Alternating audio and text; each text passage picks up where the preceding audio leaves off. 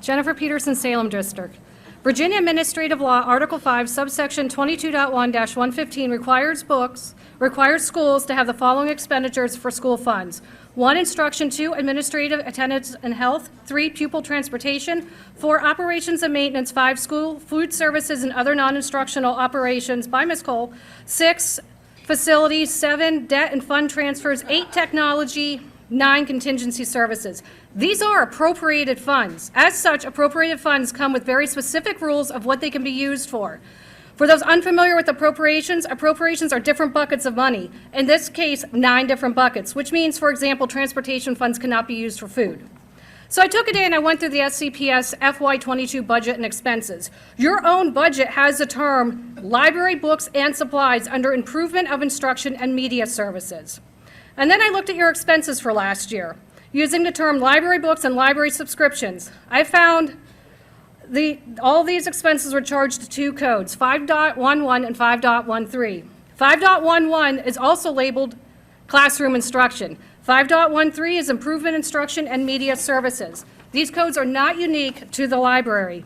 5.11, for example, has other descriptions listed as library books, social studies DVDs, books for classrooms, math department card games, and end-of-year student awards. And 5.13 has other descriptions listed as RCA House Conference Transportation, NAFME membership fee, and IB diploma covers.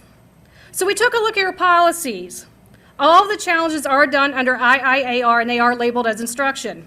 IIAR titled instruction states, quote, critical to the development of curriculum and the selection of instructional materials, including library, resources, and textbooks. This policy was last updated in 2019. Another instructional policy is IIBD, titled School Libraries / Media Centers, and it is word for word from Virginia Administrative Code, Chapter 8, subsection 21-131-190, titled Library, Media, Materials, and Equipment, in which the second paragraph does state, quote, each school provides a variety of materials and resources and equipment to support the instructional program. And this policy was last updated 2018. So what this boils down to is library books purchased with appropriated money under the mandated budget category of instruction makes them instructional materials and subjects to all laws and executive orders. In addition, SCPS's own policies consider library books instructional.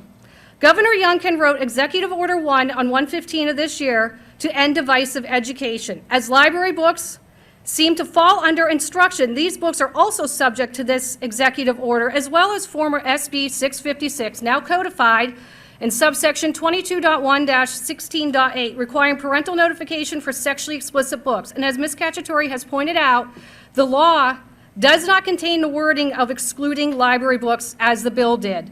Bills are not enforceable.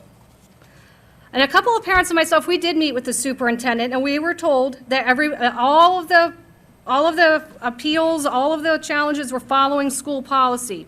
But we asked if they were following state law when making the determinations. Again, we were told that they were following policy. School policy includes nothing related to the content of the books, and school policy does not supersede state laws. 22.1-2827 under Section A, it does list what is considered sexually explicit.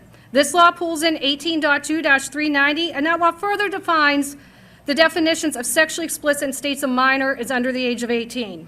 So the underlying laws of former SB 656, now subsection 22.1-16.8, make it clear that sexually explicit materials should not be provided to minor children with or without parental consent.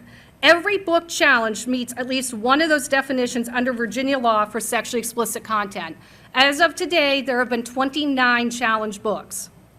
I would highly suggest that you have a conversation with your finance department to explain how appropriations law work, your lawyer so he can answer any questions, and to conduct a library audit to ensure that SCPS is in compliance with state laws and executive orders. Until then, I will keep challenging books, as well as we have another parent that has started challenging as well.